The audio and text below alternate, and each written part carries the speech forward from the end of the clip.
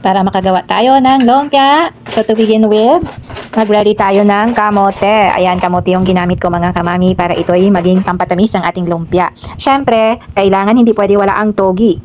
Togi at kamote. Yan. Cut natin siya na parang lumpia din. So, yung gulay ko, depende na lang yan sa inyo. No? Ang akin, bumili lang ako ng tumpok na repolyo and pichay.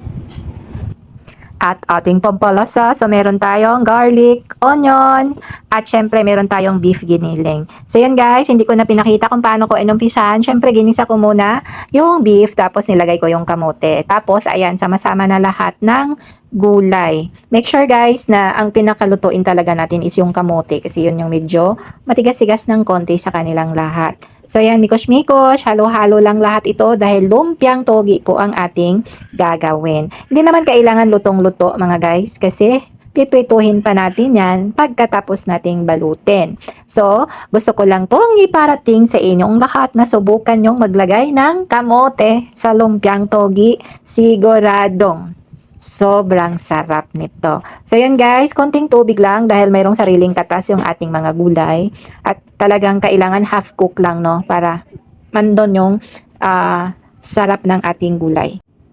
So ganitong texture ay pwede na. Ayan, medyo lunto na mayroon pang konting crunch ang ating gulay. Sinigurado ko lang na luto na yung kamote. Tapos ilagay lang natin siya sa drainer or strainer tapos set aside. Hindi ko na napakita ang pagbalot pero ganito ang resulta. Sausaw natin sa banana vinegar.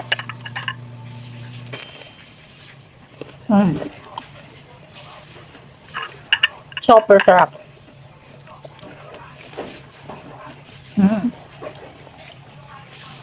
Yung lumpia ko, manamis-tamis dahil sa kamote. And then, may suka.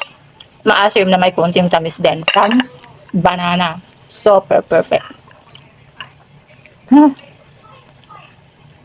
Okay, that's it mga kamami. And thank you for watching my reels.